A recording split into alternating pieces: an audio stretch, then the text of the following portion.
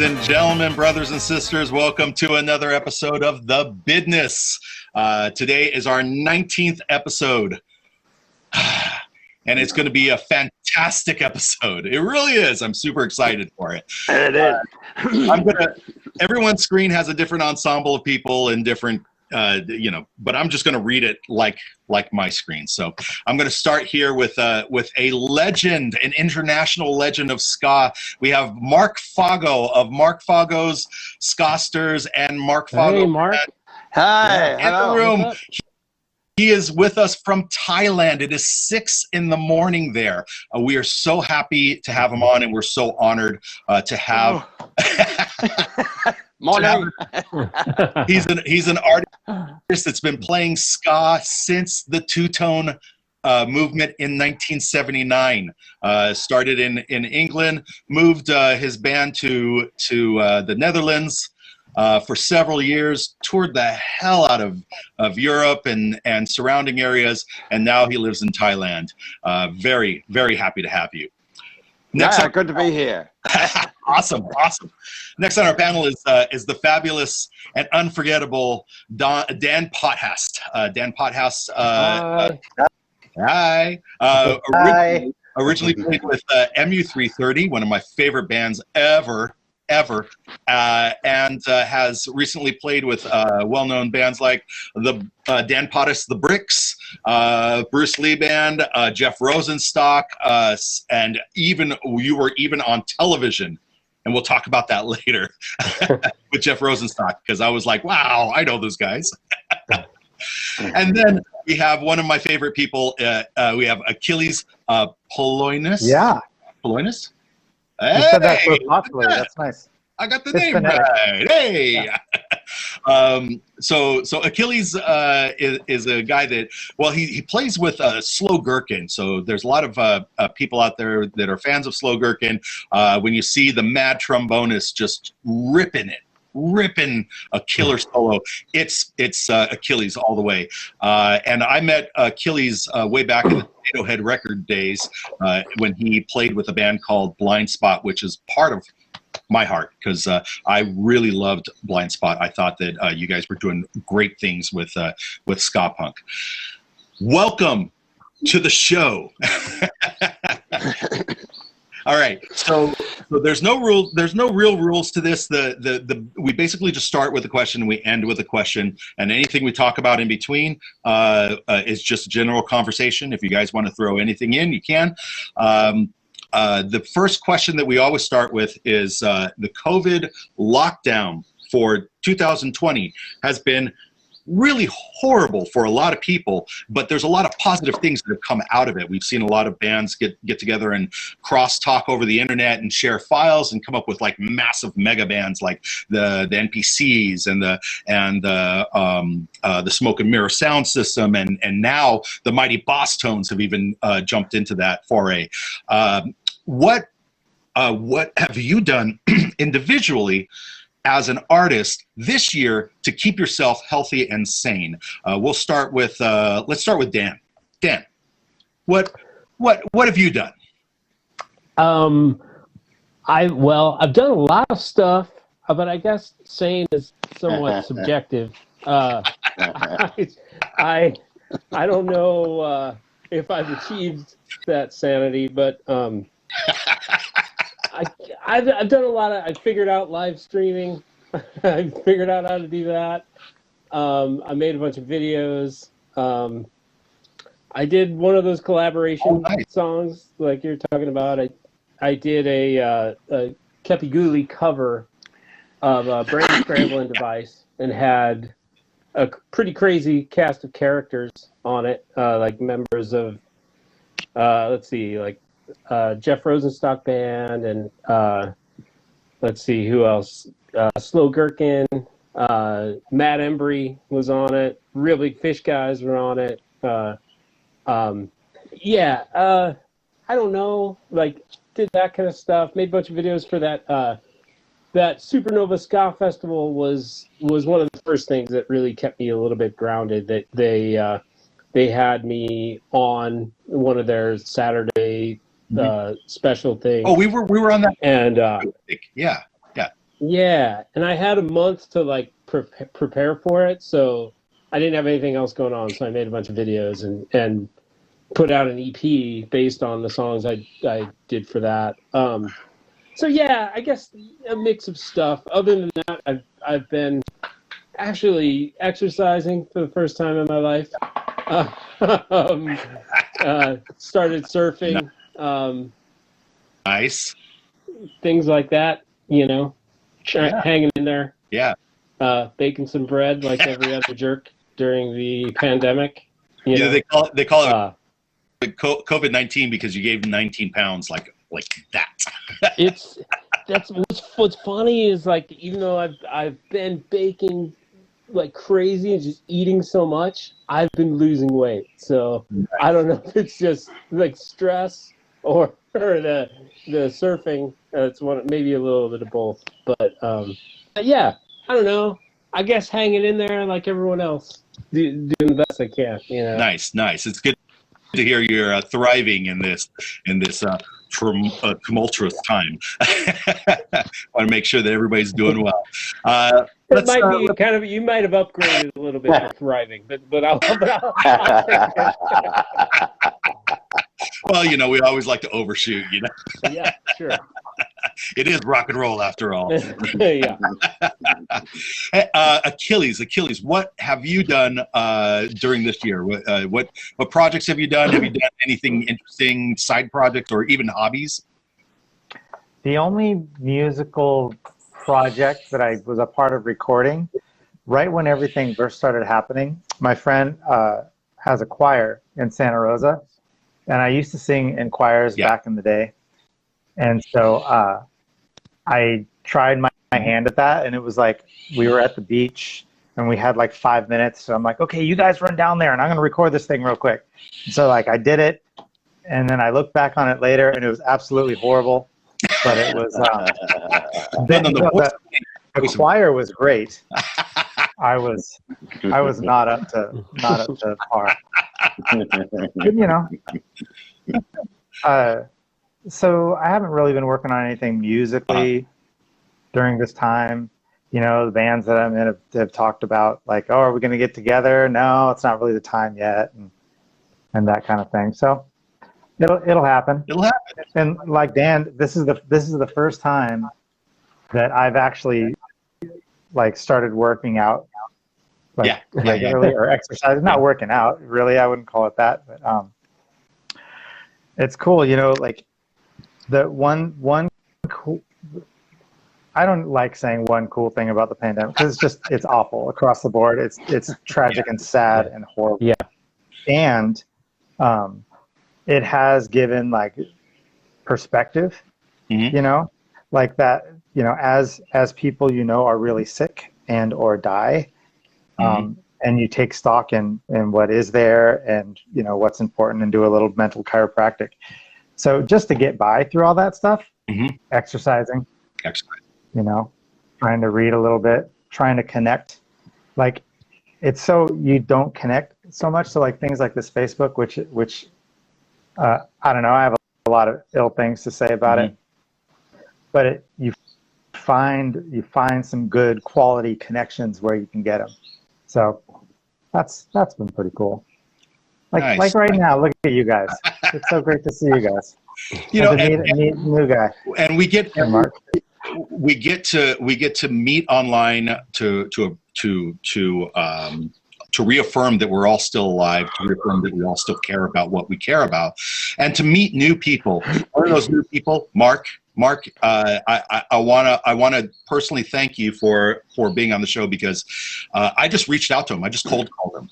I've never had a conversation with Mark. I've known about Mark for a while because I've seen his postings, I've seen his band's music online, and I knew you had a very rich history in ska and punk in the late 70s all the way till now, and it's so much gravitas in the room just having you here. So I'm very thank you humbled by that. But with that being said, what the hell did you do this year? Well, where shall I begin? I have to explain. First of all, I'm living in Thailand, like you said, and my whole band are based in Holland. So we're about 10,000 kilometers, about 7,000 miles apart from each other. So it's been kind of difficult to do too much. But we've recorded 2 singles and made some sort of homemade videos to go with them. They've all recorded at home because they're all under lockdown. We sent everything through to our keyboard player, who's a producer. He's a hip-hop producer, actually, in Holland. And he put them together, and we just released them out on Facebook. So we managed to put something out. That's about everything we've done as far as the band's concerned. But I've been out here now for the last gig I played was at the end of 2019 in Holland. And then I flew out to Thailand on New Year's Eve of 2019. I got refused entry into Thailand because I'd been coming in as a visitor on a visitor's visa too many times. So they repatriated me straight back to Belgium again. Wow. On New Year's Eve. Wow. So I was actually sitting in Abu Dhabi airport on New Year's Eve celebrating the New Year on my way back to Belgium. Jeez. So I arrived back in Belgium New Year's Day, and I thought, what do I do now? I mean, I don't live in Belgium. so I bought another ticket and flew straight back to Cambodia, which was about another 20 hours flying. And then I had to wait there for a week while I applied for another visa to get back into Thailand, a different visa. And eventually I got back into Thailand on January the 8th, 1 week later. Wow. So that's how my sort of the beginning of this whole pandemic situation began for me. And then I was in Thailand, and I've not been able to leave since because the restrictions are here. You can't go, you can't come or go here. It's completely locked down. Yeah. And it will be for quite a while yet. Yeah. Right. So I'm just having to enjoy myself here living by the sea in Thailand. It's got to be a rough life. It really does. But of course, I'm 100% better off than the members of my band who are living in Holland, who are under a serious lockdown there and very high numbers of cases of COVID. So I really am the lucky one in the whole of this situation by being stuck here, which is well, it's paradise actually here. So and the numbers of virus and thing in Thailand are very, very low. They have 75 deaths since the thing began, which is, and the total number of cases is something like 12,000, and the numbers are. That's nothing. Yeah, like I say, really low. Yeah. So it's a very safe place to be, and it's a very beautiful place to be. And what have I been doing? I bought a boat. Oh, nice. I bought a wooden boat, a typical Southeast Asian boat with a long propeller and a motor car engine on the back. Oh, yeah. You know these things? They're long, they're like a rail, right? They're like a very thin rail. And usually they do they float into market spaces and they sell stuff from them, right? That's it. Yeah, you out at sea, people go fishing with them. And so I bought this boat and I just go whizzing out there and do a bit of fishing and visit the islands. And it's just, I'm doing very well. So I'm the lucky one. You know? Yeah, sounds so relaxing. That's speaking of the dream. And I live 50 yards from the sea. I think you see. Yeah, it's right there. Can you see that? Hell yeah. Yeah. It's amazing. So we were talking. We were talking before before we went live. Mark was not there during the tsunami that wiped out most of that area, but he's living where the tsunami hit. So there's that's something to be concerned about. But at the same time, it's beautiful and the land's cheap. It's very cheap to live here. Fortunately, because I have no income, so that's good. Nice. Brian, our co-host here, he moved to Hawaii for the pandemic because the band wasn't allowed to do anything. So we were practicing and stuff, but at a distance and taking 2 weeks off every time we practice so that make sure that no one had COVID on the cycle. So he moved out to Hawaii and he's been telling us about how hard he's had, having 75-degree days and beautiful sunsets. Yeah, it's tough. It lost a little bit of its luster when I actually contracted COVID out here. I'm just gonna throw that one out there. Yeah, that can be a real bummer. It probably gave you one of those frosted drinks, No,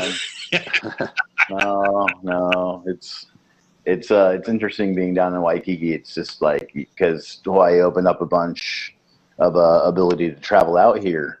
And all of a sudden, you just started seeing it getting inundated with people wearing shirts from like Arkansas or Mississippi or Kansas or Nebraska, and they're all walking around with no masks on, and they'll just like you're like sitting there ready to walk across the street, and somebody will just like walk up and stand right next to you, like, "Hey, how's it going, man?" Like no mask on. You're just like, "What the fuck are you doing? Come on, guys!" Like.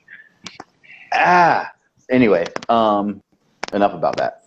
Well, the good thing about the change in American politics is that Biden's already made it mandatory for everyone that holds a federal position that they must wear masks or they will get fired from their jobs.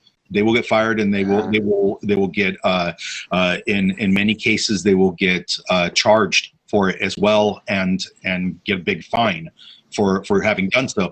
So that's the first step. Unfortunately, he can't, because of the way that America's structured, he can't say, California, everybody must comply. No, California has to decide to comply with that. And that's the problem, is that these places like Arkansas, Alabama, South Carolina, Montana, these are areas where people decide that this is not real. They just decide. They're like, oh yeah, we hear about people dying all the time, but yeah, this isn't real. Those people die all the time, and it's like, you son of a bitch, like it's real. Like I've got friends that are dying. I mean, I've got family members. I've got coworkers that are a constant litany of like, my uncle died, my grandfather died, COVID, and just to see the sadness online, at some point it broke me, and I said, I got to start reaching out. I got to start reaching out to people like us. We're the people that create dreams for the listeners. We create the escape. How do we find the right words and the right passion to create the new escape for this? Because this is madness. Right. Well, you can't manufacture that, right? Well, being a musician is telling your story and connecting, and then you do it, and it connects with the people that it's going to connect with. Yeah, for sure. Yeah, and I think that's part of the escape. Sometimes people they may not even want to talk about the gorilla in the room. They may want to talk about a completely different room because they wish they were there, and that gives us as artists an opportunity to say, you know what, we could sing about COVID and we could sing about politics all day long, or we could sing about how fucking great it feels to be in love, and how much you miss your friends, or how much you want to drink beer, whatever it is, like Super Bowl, whatever, just sing about something and give them a rest, a moment of reprieve. So yeah, I think about that a lot with our stuff. I know me and Brian have had lots of conversations about it, because we want to write something that's poignant for the era, but we don't want to write something that's locked in the era, and then people are like, oh, you wrote that song about that thing that happened before I was born. It's like, yeah, thanks. Hey, Dan. Yeah. I got a Steph Duke here in the comments saying, how's Dan? Any new music coming? Yes, that's the last, I'd say, month and a half. That's all I've been doing, is writing and recording a new solo record. Like, I kind of stopped doing live streams for a while and focusing totally on writing and recording. And and I'm psyched. I was working on a new song today. Nice. And it's coming along great. Do you have like so a? yeah, Do you have an ETA for any of that release or? no, Okay. no. I'm Yeah, like with this. kinda. The way I'm doing it these days, with COVID and everything, I'll do really extensive, detailed demos, most of which turn into the actual song. I'm programming the drums, like kind of drum machine style. Some of those I will keep as just drum machine drums, and because I'm liking the feel of it, I'm kind of getting my brain wrapped around it in a way that some of it feels fun in that way. And then other tracks I will send most likely to my buddy Kevin, who plays in Death Rosenstock with me, and he will bash those out and record those down in San Diego. Nice. And send them back, and then I'll mix them. So that stage where I send them off to Kevin has not quite happened yet. If he's watching, he's finding this out for the first time that he's playing. But we've talked about it before. But yeah, so there's still a few stages to finish. My goal was to finish having all the demos done to send to him by the end of the month. But that's coming up fast. Yeah, right. I'm getting there. Nice. Yeah. But I feel good about the pace of like releasing music. I put a new solo record out at the beginning of this pandemic. Since then, I've also put an EP out, and I'm getting ready to bust another one out. And so I feel good there. So, Nice. like things are flowing. So yeah, lots of new stuff coming. Heck yeah. I loved watching you and Greg and Shannon. I'm assuming that was Shannon. I couldn't really see from the angle. Yeah. When you guys were out on the street playing Set Sail. Yeah. It was so good. Yeah, that was kind of early on. I think Right. that was maybe like in late April or so. The pandemic, I was making videos for the Supernova Ska special thing that I did, but it was wild because at that point it had only been like 4 weeks, maybe 5 weeks of not playing music with other people, and it felt horrible. Right. to not lock in with the drummer and that feeling of just playing together. And I'm lucky enough, our drummer lives directly across the street from us, so he set up his drums up in the street, and my wife plays bass, and we both went out on our side of the street, and we played a song, just one song together. I felt like with so many people locked inside, like it wasn't fair to punish our neighbors for too long. So I was like we'll just do one and then out. But yeah, we did get to play together. Your neighbors like stuck against the glass, like I wish I was out there. I saw a few neighbors go inside during but yeah, but that the thing I remember most was just that feeling of like, oh my gosh, there's a drummer laying down a beat and it's a human and I'm locking in with it, and that feeling of our brains locking together and creating a thing together in that moment. I miss that so much. I've had a few band rehearsals throughout this pandemic, like in backyards, distance with masks on, but not enough, man. I've shaped my life around this, like I need some more. That's what I miss the most too, is I have no contact, no physical musical contact with my band at all for over a year now. Right. And I miss that so much. It's really that's the worst part of the whole thing. Yeah, you have to lock in with those fish while you're fishing. So you fish, it's not the same, but yeah. They won't talk. They don't talk to me. They can't hold a beat for shit. Talk to me. There he goes. Talk to me. Don't stop talking. Very good drumsticks. Yeah. Awesome. Gives a whole new meaning to fish sticks, huh? Yeah. Oh. Heyo. Oh, nice. Sorry, that one was nice. Hey, a little slippery. speaking of fish sticks, All these fish jokes. Achilles, I know you are probably, I think, the only true family man here. You've got children a very stable lifestyle, and I know that that has been rocked for people with children. What has that experience been like for you? I don't know. It's been fine. Early on, I just adopt, like, there's hardships with it. It's hard to all be in the same room. And I actually have shared custody of a daughter. And so then there's that element of going back and forth houses, which I'm not going to get into here. But, it's complicated and there's a lot of hardships. And there's so many hardships that you can read about or know about around you that I try not to dwell on that, like in some ways it sucks, but I work at Sonoma State doing websites, so I can do that from my house. So I still have a job. The kids are all still doing good. They're smart kids, so they're, the ones that are in school, they're doing good in school. Everybody loves music, so we're playing music, getting a little Just Dance in now and then. Yeah. Watching a little Masked Singer, and those kinds of things that I probably would not do on my own.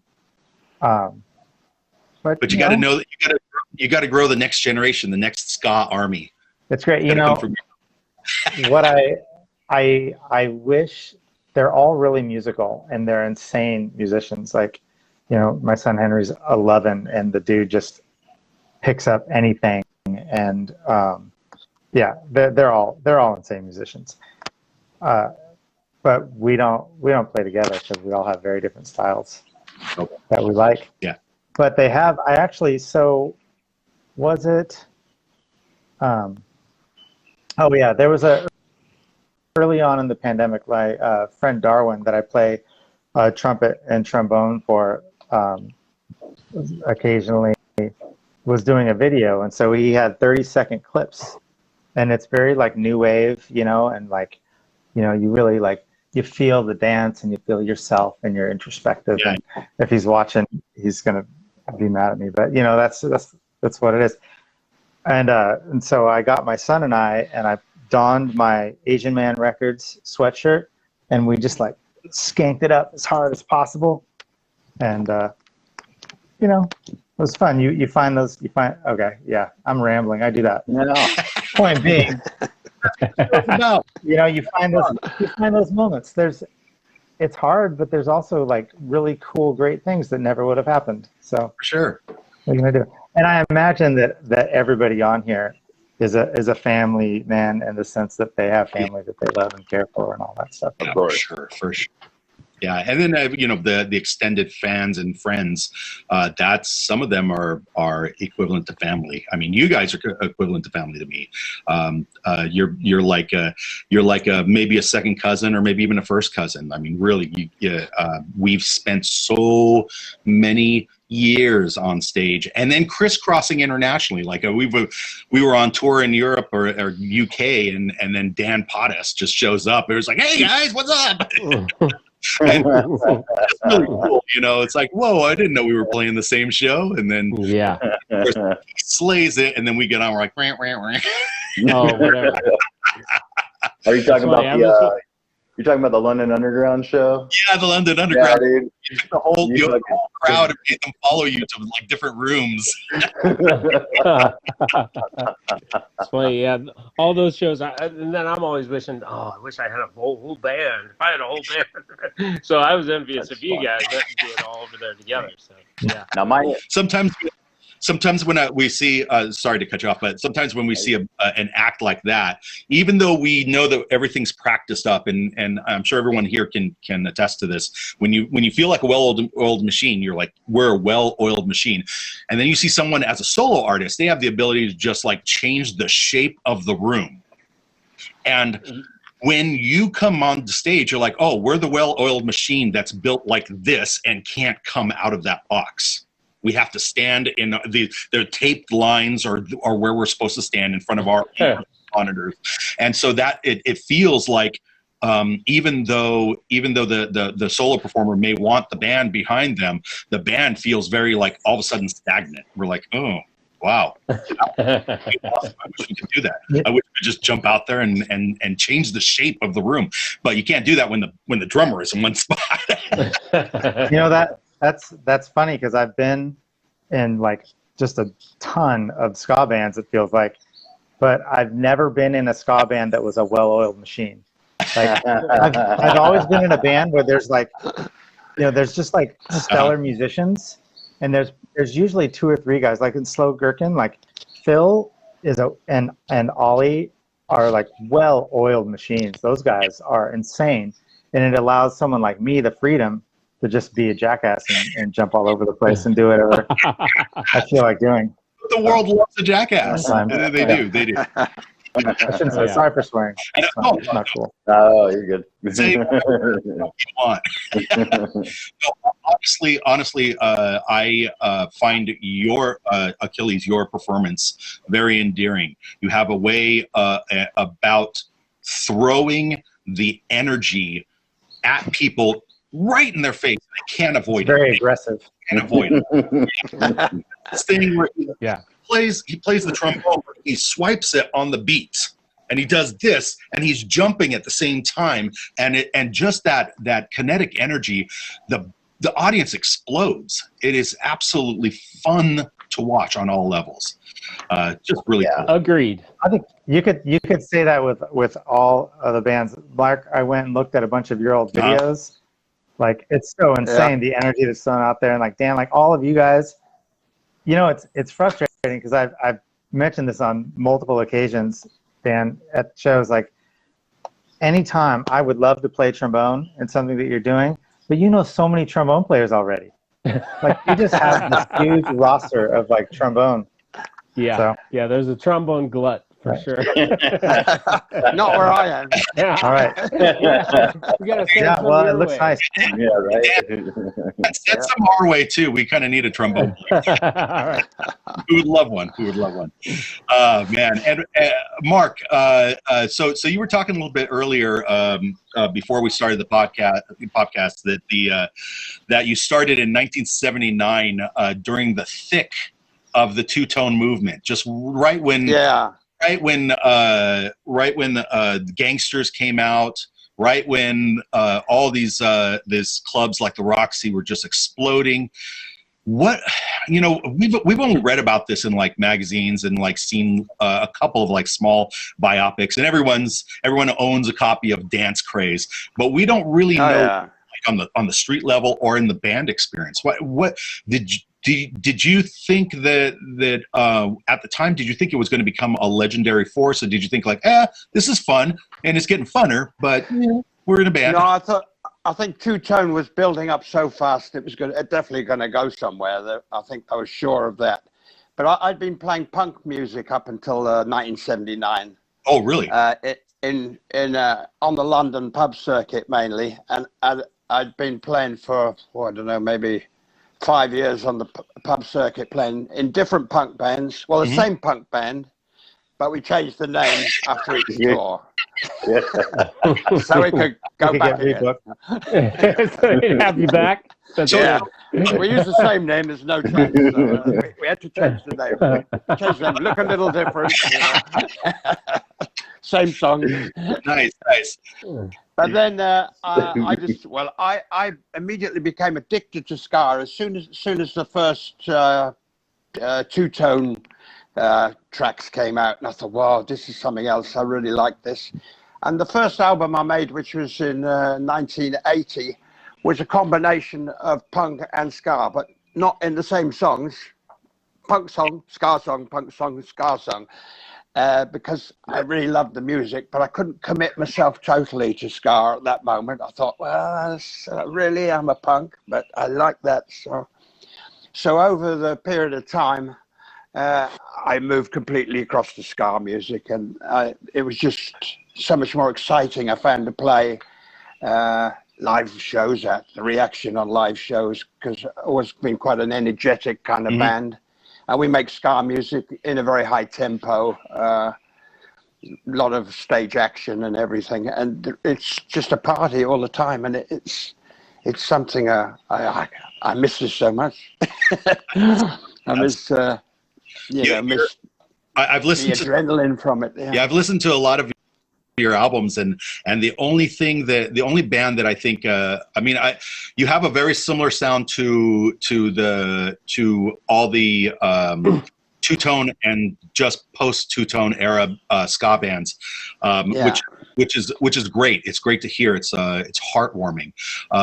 But I think the only band that comes close to your sound, if I could give, for people that haven't heard you before, I would say that the band that I would closely assign to you is probably Bad Manners, because they had a similar nutty, stomp, like fast approach to it. Very dance, lively dance type style.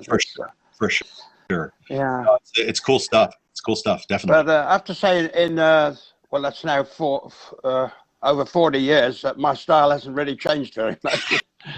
And so it's getting hard to find new melodies now, because as soon as you write anything now, you say, "No, I've done that. I put that, take that note and put it there. That's different." Yeah. But it gets I find it a little hard to become original. I think we've made 12 or 13 albums, I think, and I find originality a little bit difficult to come around when I'm writing now, but I don't worry about it too much. I just go on and do it. Here's a secret. If you want to change up originality, what I will do is I will take a very, very, very popular theme, right? Something that everyone knows, and it's in a major, and I will play it in the opposing minor. Oh, yeah. Like, man, I love that song. I don't know where it came from, but I love it. I've done that two times. We did that on our first album with a song we called Dagobah, where we played the Star Wars theme over a minor. And then we did a song on our third album. We don't talk about that album. But we did a song called "Voice of America," where it goes. The horn line is really upbeat. It's on a major.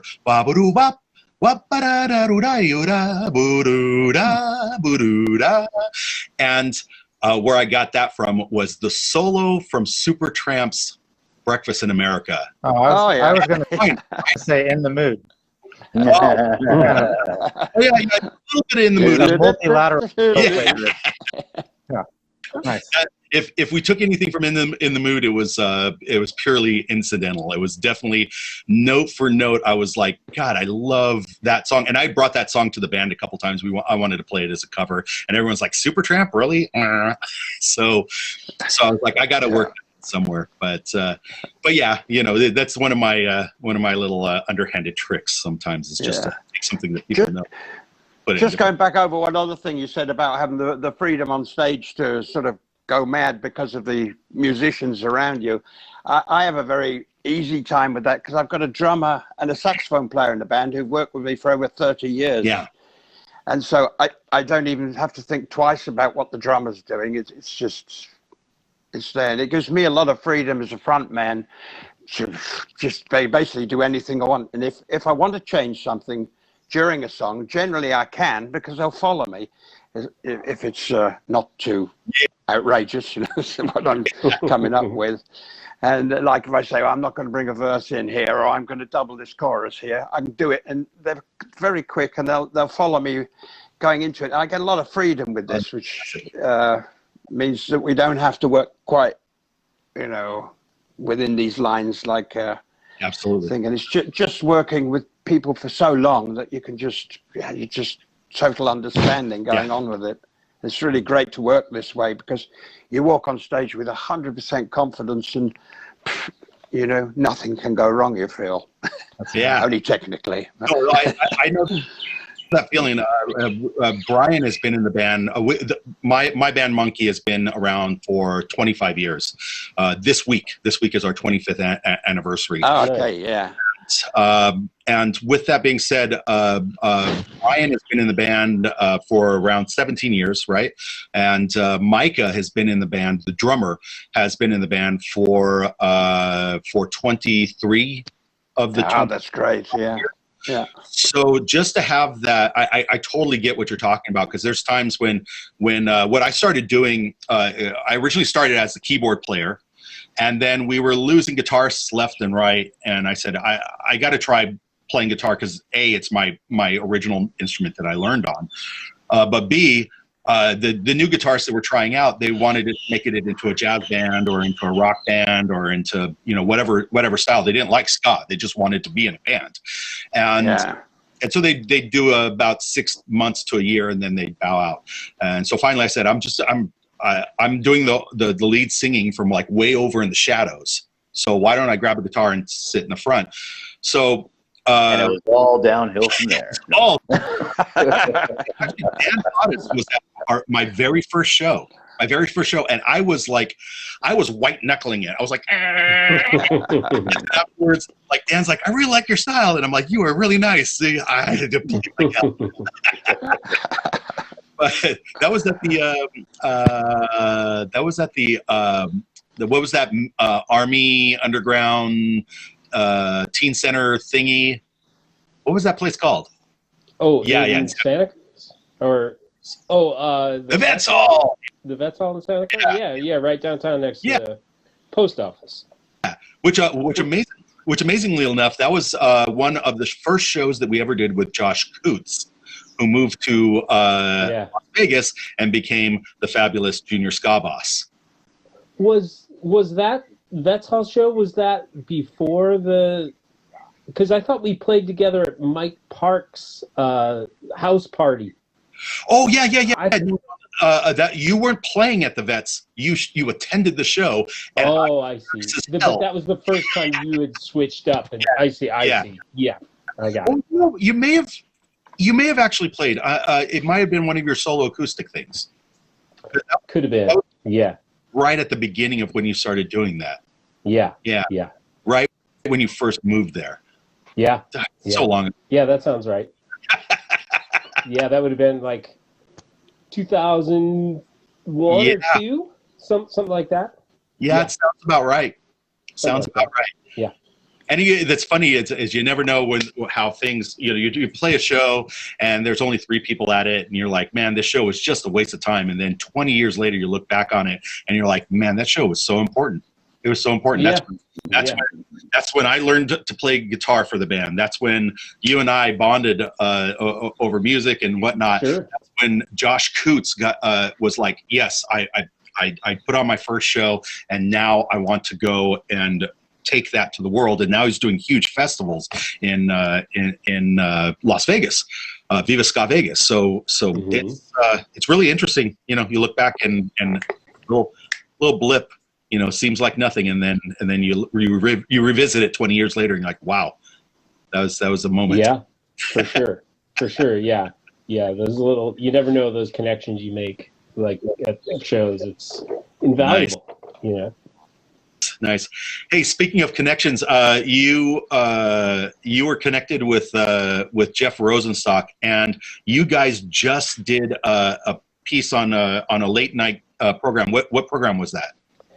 On that Seth Meyers show. The Seth Meyers right. show. Yeah. And that video was awesome for two reasons. Because, 3 reasons. I'll say 3 reasons.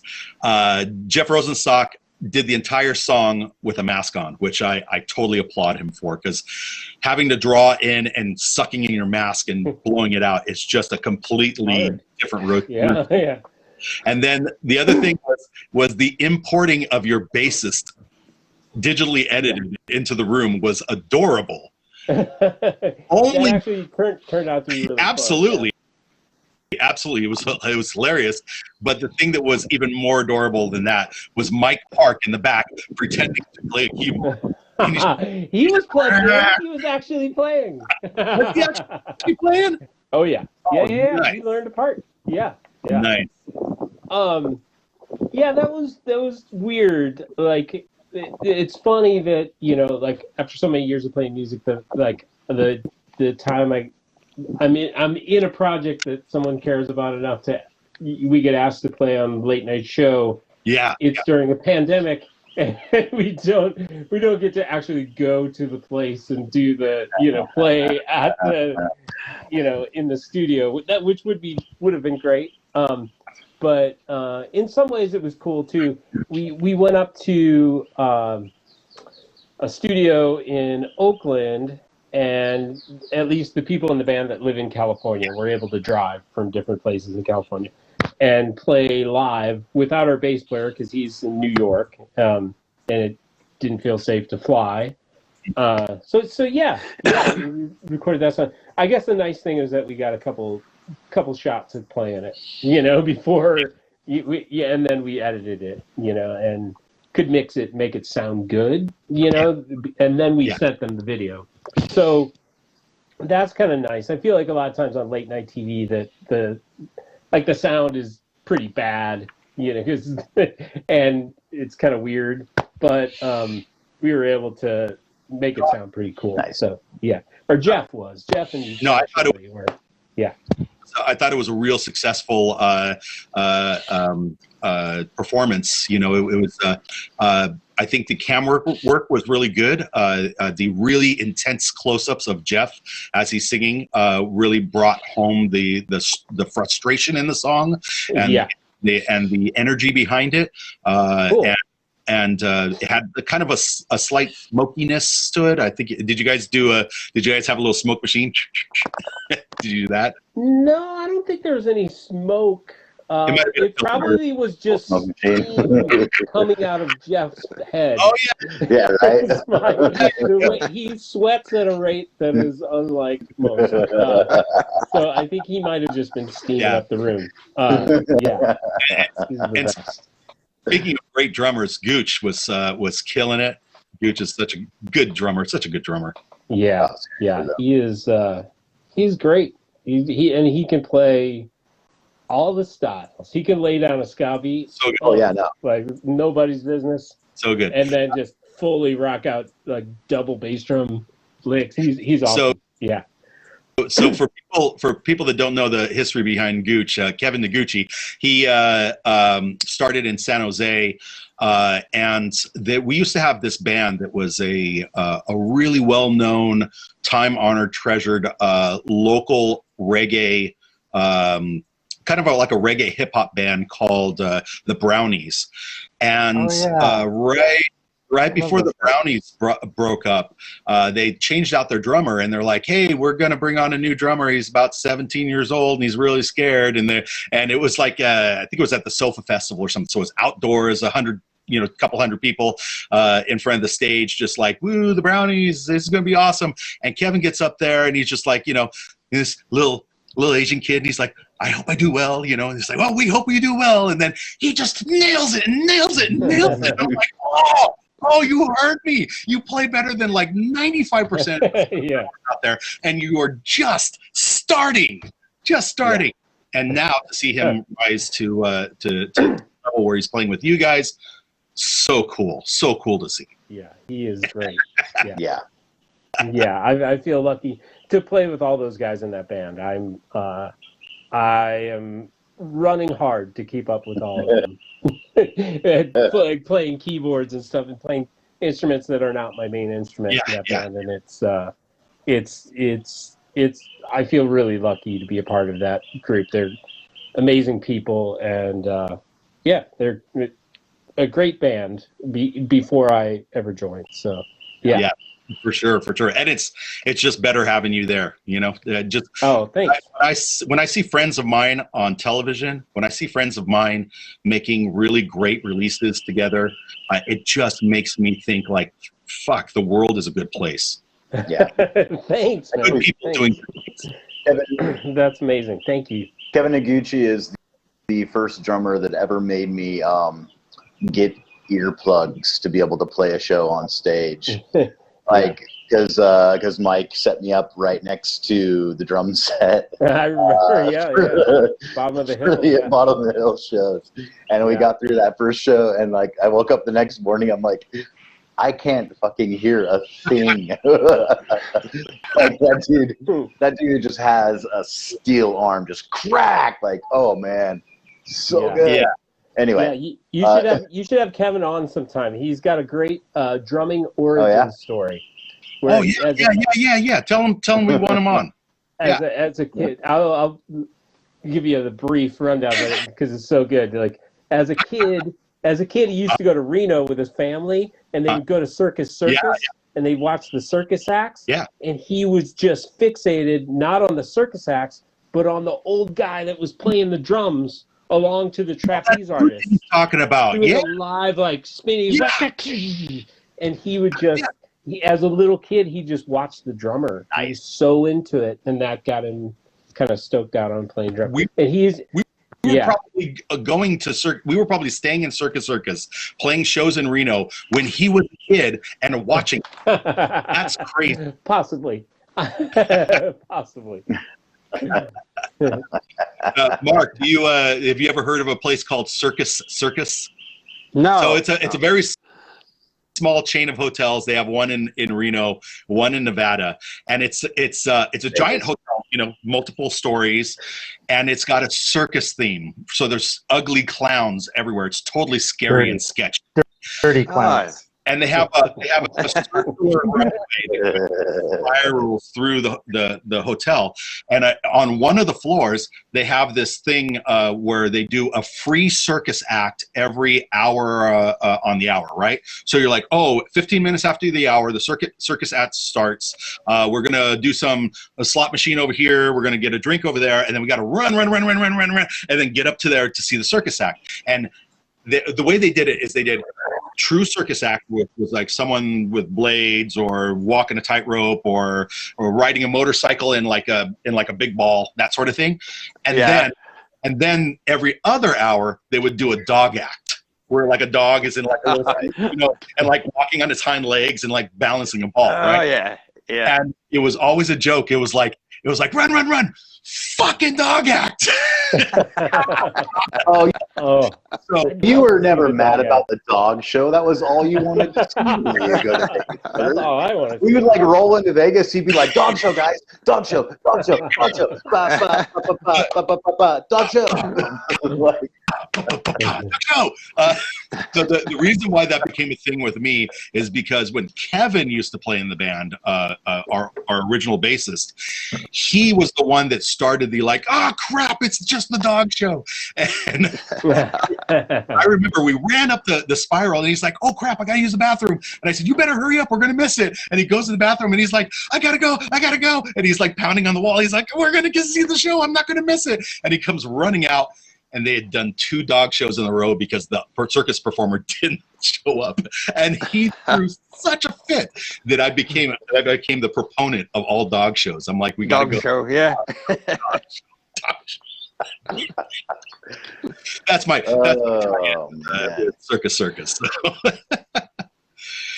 Silly. Okay.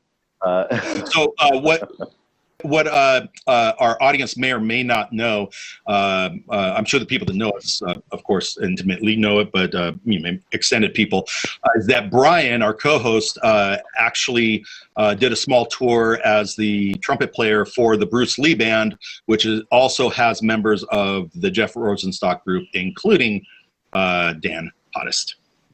So there's where the time. Yeah. It's there. Yeah.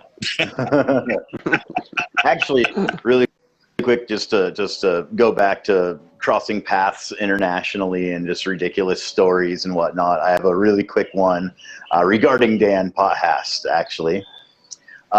So my wife and I got married in Brighton, England, and when we were out looking for a venue and whatnot, we had looked it all over Sussex and like looked at all these different places and ended up finding a place just like completely off the list, completely chance encounter that we ended up finding the venue that we had our wedding at.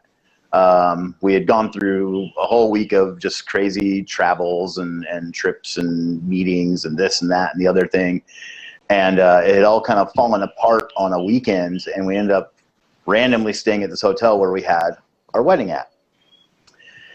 And we had already talked to Dan about playing music at our wedding, and we had talked to Mike Park about being our officiant. And we went through the whole motion, stayed at this hotel. They were awesome. We decided that it was the place. We're sitting in the lobby. We're getting ready to go, like, get on a train to go up and stay next to the airport before we flew back out to the United States the next day. And I'm sitting there just like, hey, Mike Park, like, we found our venue. We're really stoked. Like, hey, Dan Potthast, we found our venue. We're really stoked. And Dan's just like, oh, I'm fucking warming up at the venue a block away from you in Brighton, fucking England. And we're just like, huh. And I literally, like, it's like, you know, we're getting ready to get on the train. I got up, I walked over to the reception, and I was like, we're going to need another night here. Because you had to move your wedding night. No, it so wasn't even the wedding night. It was just like, he was there playing with Jeff Rosenstock, actually. And we're just like, we're going to the show. We're going to go hang out with Dan for the night. Yeah, that was such a weird coincidence. It was Yeah. so weird. Yeah. Yeah. It was like, nope, this is definitely a thing that's going to be happening. Yeah. So sorry, I meant to throw that in earlier when we were talking about. I don't know if this happens in your scene, Mark, as much as it does in, say, America, but when bands are on the road, we tend to accidentally meet in weird places, like gas stations or at a Denny's. You're sitting there, finishing up your meal, and then suddenly your best friend from across the country that you haven't seen in like months or years just walks in and sits down right next to you, and it's really a joy when it happens. Yeah, I think quite often we've had a situation where tour buses have turned up, parked next to each other in a petrol station and stuff like that. And they say, "Where are you going?" Yeah, so it's that happens quite often. We had that, Especially in Germany, it happens a lot because there's so many ska bands tour in Germany most of the time. You're always meeting people on the motorway there. Nice. Or the Autobahn. we had that happen at the Hoover Dam recently. We were driving back to Vegas for a show, and we had gone over to the Hoover Dam because our bass player had never ever seen the Hoover Dam, and they stop vehicles now so that they can, like, search them for explosives or something, I guess, especially if they've got a bunch of gear. So they're, like, going through our van and everything, and I'm standing there, and I've got a hoodie on from this band called the Barstool Preachers, which is a UK band. And this van pulls up behind us, and I just hear, like, Barstool Preachers. And I look back, and it's Kristen Forbes from the Scotch Bonnets. And she's all like, we just played a bunch of shows with them. And I'm like, I just got back from playing in England with them. Just like, we're on the friggin' Hoover Dam. What is this? Yeah. Yeah, I used to tell people that I didn't believe in religion, but I did believe that there was an angel that made sure that the bands crisscrossed every once in a while, just so that we could see each other smiling. Definitely. But I had a great. We were driving in Vale during a sleet snowstorm, just crazy snowstorm, and we saw this van, and it had gone off the road, veered off the road. It didn't tumble or anything. It just veered off the road, and they were trying to rock it and get it back going, and trying to get the wheels turned right, so they could get out of the snowbank. And we looked at them, and we're like, oh man, sucks to be them. We didn't even think about it, because they didn't have a van that was marked or anything. It was a really old van. So we pulled into the next gas station, and we gassed up. Well, right when we're done gassing, in comes that van, parks right next to us, and it's Lucky Strike. I don't know if you guys remember Lucky Strike. I think Achilles, you probably remember. Oh, yeah, that. I love those guys. Yeah, it was Lucky Strike, and it's like I felt so bad for not stopping for them, even though obviously when you see a car, you're like, oh, they probably called somebody, right? You don't necessarily stop. Not helping. Yeah, unless car is on fire and someone's screaming, "Help me!" You're like, okay, well, they're just stuck in the snow. They'll get out of the snow. So if you got a gig to go to, you're like, I got a gig to go to. But yeah, I felt equally relieved and happy to see them, and then also really bad for not stopping. So I immediately expressed my feelings to them. But yeah, I miss those guys. Where are they? Do you know if they're playing anymore, or if they? I don't think so. I don't follow much unless it's right in my path these days. But no, I see. I mean, yeah, I don't know. It's not for me to speak of, but yeah, I see them all. They're all doing things. Oh, okay, cool. They're all living their lives and doing. If you do see, if you do see them online or in real life, tell them I said hi.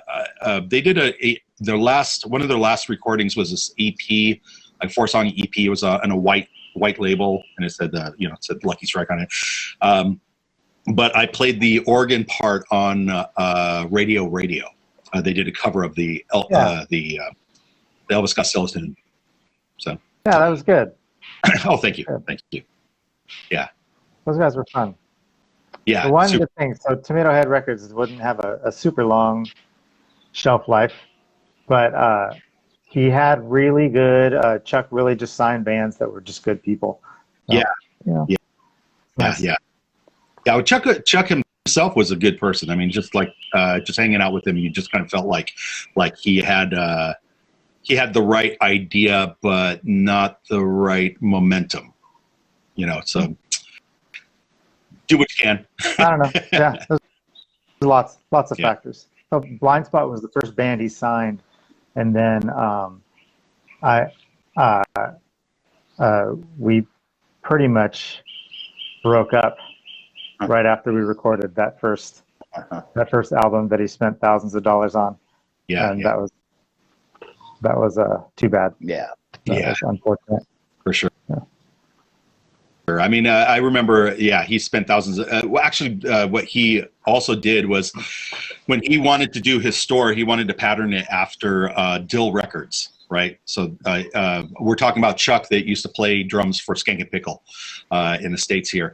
And he wanted to pattern it after the empire that they built. So he's like, I got a couple, took out a loan. I'm going to make this happen. And he built the same shelves and he stocked them with like 1 million shirts and 1 million copies of like the one album that he had or the 2 albums that he had.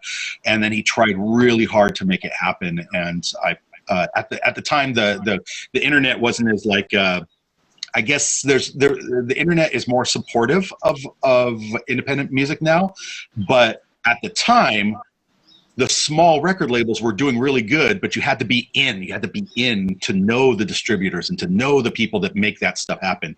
And now, if he started the same thing now, he'd sell stuff like crazy. But it was just that little pocket of time where things were really hard for people like him, for genuine startups to happen. I don't know about all that stuff. He was doing pretty well. Actually, after that, I played he played drums. We were in this band called Gray Method. It was like nice metal-ish punk with Zach Kent from Slow Gherkin and Jay Cosper from Blind Spot, and Chuck playing drums, and I was singing and playing guitar. Nice. And then he also played drums when the Specials weren't touring, and Neville started a little band over here. Oh yeah. When we were doing that. And I played bass, and he played drums. And nice. And interesting times, but I haven't seen him since. And that was like 20 years ago. The last time I probably saw him about 7 or 8 years ago, and he told me he was following his true passion, which was acting. So he was trying to get into commercials and short parts on like little television shows and movies and stuff. So I don't know what he's doing now, but I do have one question for you. Did you get to practice in the special box that he made? Oh, that thing, that was awful. We did that once. It was like it was like and this, I'm not disrespecting Chuck when I say this. It was like a fort, like a kid's fort that you make, and it was just this super hot, cramped box. No, we did. I think the dude's name was, I don't know if he's still doing a thing. Matt Hodell had a practicing complex in Santa Cruz. Oh, nice. We would do it there. Nice. Just to give some of our listeners and people that don't know this this history, we had a band in our area which was kind of like what everybody aspired to be at the time, which was Skanka Pickle. The lead singer of Skanka Pickle went on to create Asian Man Records, and the rest of the band members made offshoots like S8 and Bruce Lee Band and that sort of thing. They just kind of separated into their own thing. But Skanka Pickle started in a scenario where they couldn't make any noise, but they were a very loud band, and they were very tall. All of them. They were super giant people. And Chuck, what he did was he built this box, this soundproof box, right? It's like wood with like a, whatever, 3 or 4 inches of foam in between 2 slats of wood type of thing. And it bolted together so that he could fold the box down and take it to the next garage that he was going to live in. So this thing was a portable studio, but you had to be about 4 foot tall in order to actually enjoy that type of room. So if you look back in the Skanka Pickle thing, they have several pictures of them like rocking out in the box, and it looks like a fisheye lens, and it looks all like distorted and weird, and you're like, wow, they got a really cool photographer, and you're like, no, that's actually them, like they're all bending over. This is hot. So I was loving the story of the box. It's cool. What bands do to stay alive. Well, that kind of brings us to kind of the ending question of the show. My attempt, my concept for calling you guys and getting people to talk again online is that I think that as musicians, without the glue of music and a vibrant scene and shows to play, lots of people are just sitting around and they feel left out. They feel unloved. They feel unadmired. Some of them feel like they don't exist anymore. They're not relevant. And I want to be. I don't think of myself as a savior of any type, but I want to be at least one person that's reaching out to new people and encouraging them to make music and encouraging them to be artistic and to have a life again and to realize that someone tapped you on the shoulder and said, would you like to talk online because I miss you, right? I miss you, and I miss your stupid face, and I miss your stupid music, and I miss the hanging out and being stupid and drunk. I don't think my face is stupid, Curtis. Yeah, mine is. That was very nice. Total jerk. But yeah, so what I like to do is end the shows with a question of if you had all the control in the world to do whatever you wanted to, what would you do to encourage musicians and artists and people that are in the industry, people that even, we're talking like bartenders, we're talking like club owners, everything. How do we get the ball rolling faster once COVID has been lifted, once everyone can actually go outside and 50% of the population has been vaccinated and now you can crawl out of the tunnel and hopefully not see your shadow and go back in. What can you think of? What's ideas? Spitball. Let's start with Mark. Mark, you've been through so many. I think the best way, what I find that most people seem to be missing from the ska world, the people who I'm talking to, is the festivals. People are all missing the festivals, and they're all hoping this summer. I hope the festivals will go on this summer. I'm looking forward to This Is Ska in Germany and the major sort of ska festivals around it. And I think it's the festivals that people want to see. They want to go out and see 10 ska bands playing outdoors. This is what they want to see. They just want to see a bunch of ska people and a bunch of their ska friends.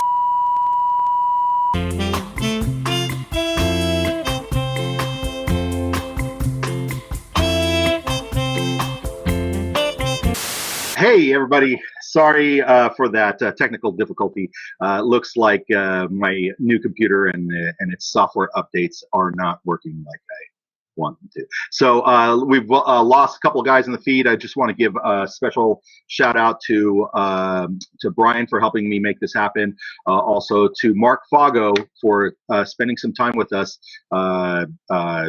There's so much to learn and so little time to do it in. We also have Dan Potthast.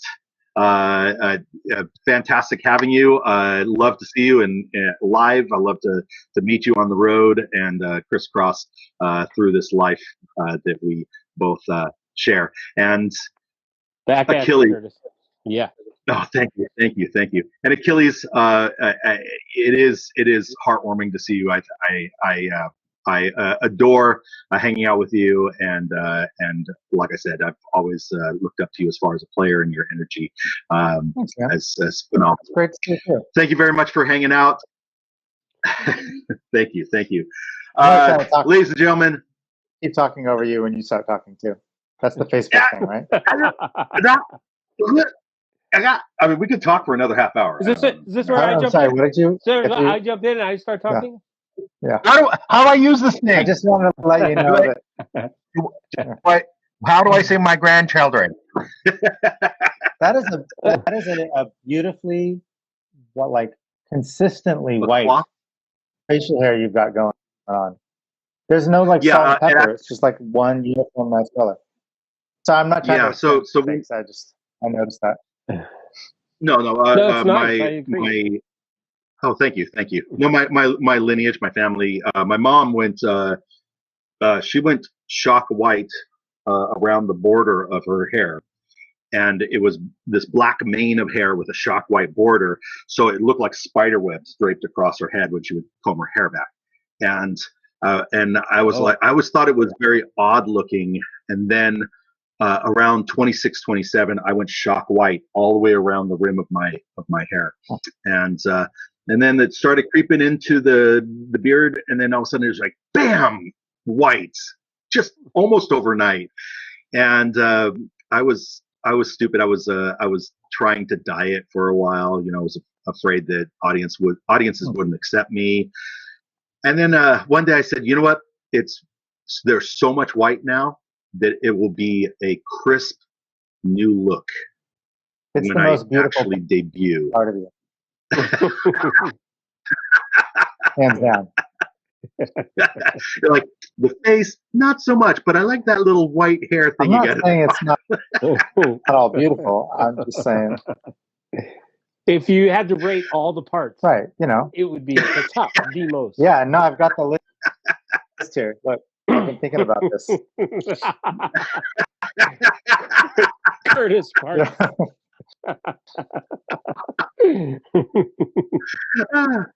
Nice. Well, then I'd have to reciprocate and start naming off body parts for you guys. So. What is it? No, never mind. This is going too long. Sorry. Yeah. Then we'll be like, that's what the about this? Is this a quality elbow? The quality elbow right here. Yeah. Nice. It's been a joy talking with you guys, especially, and I brought this up to you, Dan, before. I have full-on stolen ideas from you from songs because you make so many damn songs, and they're so original and unique. It just makes yeah. That's nice. Steal away. Thank you.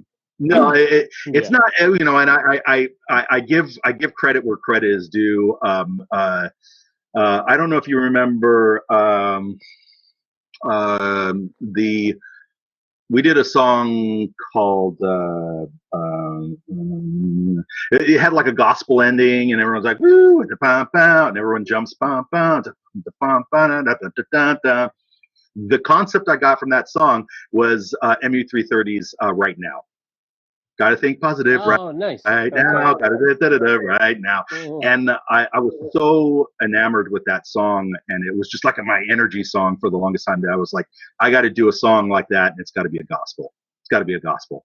And so that was the starting. That was the first step into that song. I mean, the song doesn't sound anything like, but that's the energy behind it. Yeah. But yeah, you do make a difference, definitely. Oh, It's a great I band. think Dan, you're a great musician. ME330 was a great band. The Bricks, Thank you. great band. Just some solid musical stuff going on. Thanks, guys. Yeah. and you know what's funny is that 4 people have joined us in the room again. So there are people that are out there that saw that we popped back on, but we're only on for just a second because we want to give it a true ending to the show. I had People are starved technical for difficulties with connection right now. Yeah, for sure. they're like, bring back my rock star. I can't wait till you guys do. Till Dan, till you do another musical interlude on Facebook. I've been watching those, and Cool. they're super fun. And Nice. Yeah, I need if to you get back on. feel so bold, if you feel so bold, you can pull back the awesome curtain and show people what's actually behind the curtain. You got $1 million? No, I don't.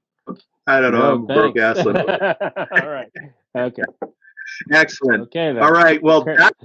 that's the business. That's the business. Thank you guys for coming on, and I can't wait to give you a hug and a smooch. Sounds right out. Same. Take care, guys. Sounds good. Take it easy.